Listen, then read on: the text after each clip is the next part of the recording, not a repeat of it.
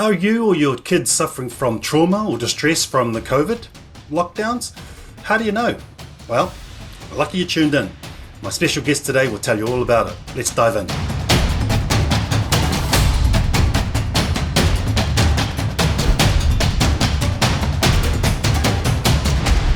Talofa lava, warm Pacific greetings. Welcome back to another episode of Pacifically Correct. You're in for a treat today. I've got a friend coming in. He's a counsellor, a Pacific Island male. He's been around for a long time and he's got some really good advice. I'd like to bring him in very shortly into the Zoom, so stand by, because here we go. Talofa, brother Rick. How are you, bro? Good also. How are you, man? Oh, wonderful. Thank you for agreeing to be on Pacifically Correct. Really appreciate you bringing your expertise to our Pacifica community. And so just before we get underway, please tell us a little bit about your background. Tell us where you come from, the villages involved, and what made you look so handsome. Thanks, Nick. Thank you for the opportunity. Talofa lava, my name is Ricky Sione. I'm of Samoan heritage, but I was born here in Auckland, New Zealand. My father hails from the village of Lufi Lufi in Samoa, and my mother is from the village of Sapunawa in Samoa. So dad's name is Matafa Sione and mum's name is Tine Rosa Sione. I'm happily married to my wife, Melanie Sione, for 14 years now, 15 years, I think. And we've got two beautiful children. We're currently co-founders of Talaaga Counselling Limited, which is a Pacifically counselling service here in West Auckland. So yeah, that's me. Thank you for the opportunity, brother. That's awesome, Rick. I'm so proud of how far you've come, bro, having watched your career over the years. I'm honoured to call you a friend. So, bro, the intro that I gave our Pacific community was just COVID. Are we, as parents, traumatized? Are our children traumatized? How do we know? What are the symptoms? What can we do about it? I'm just going to hand it over to you because you're the expert. I'm hoping that you can just bring some ABCs for our people so that, their kids aren't wandering around in distress and parents may not have picked it up, or vice versa. Kids are wondering, what's wrong with mum and dad? They're really acting weird. They may be able to benefit from this as well. So, bro, it's all over to you. Cool. Thanks for the opportunity, Nick. As we know, communication is a big factor in the interaction with people every day. And that's no different from our families.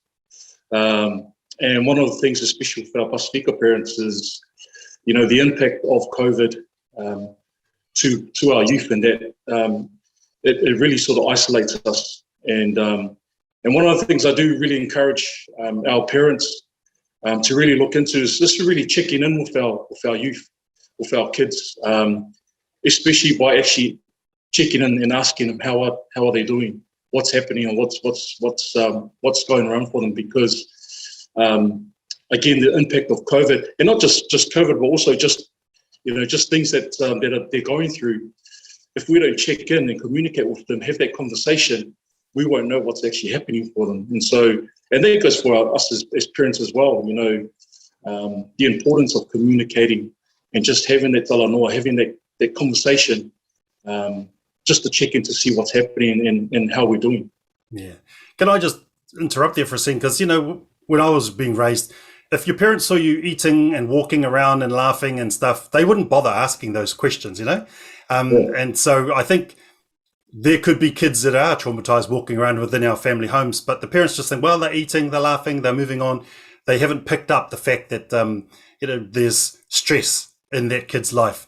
Are there particular symptoms that parents can look for? Is there things that they can keep their eye out for so they can say, well, something's quite not right?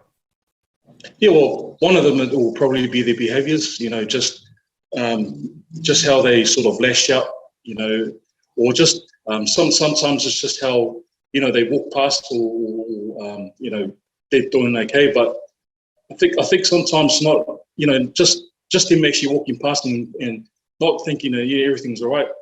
Sometimes it's just the old chicken. I know they can walk past and everything's all right, but it's actually asking them to see if they're all right, because again, we don't know whether they are all right or not until we actually ask them. And some of the signs could be they can just isolate themselves in a room, or they can sort of just not say anything. And so that's something that we've sort of got to look out for. And And these days, you have to get into the habit of checking in, whether or not they walk past and you're so used to it. You've got to check in. It's important to you these days. That's cool. So if a parent discovers that their child is showing those symptoms, won't come out of the room or getting aggressive, what should they do? How do they solve that? Where do they go? So firstly, it's actually just sort of just sitting down with them and checking in, see how they're doing, what's happening.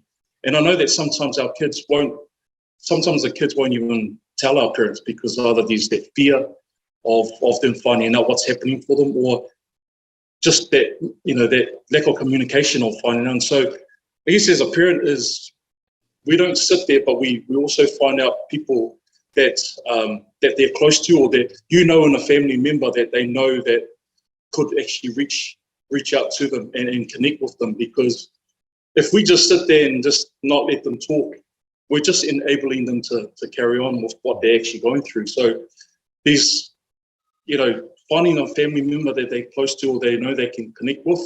There's also some services out there that we can tap into, or even church or someone in schools in the community that we know that can reach out and that they can talk to, rather than, because I know some of our kids won't talk to parents of what they're going through. So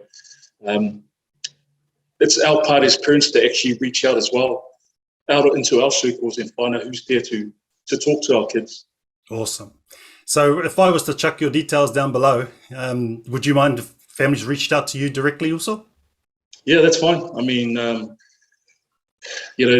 that's who we are as Talaaga Counselling, and we're here to support our community, especially our Pacifica people and our parents.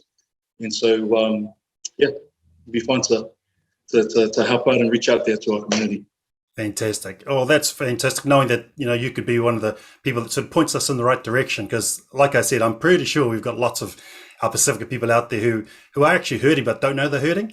And they're showing symptoms but no one's recognizing them. I think it's important that we sort of jump on that and try and fix ourselves, eh?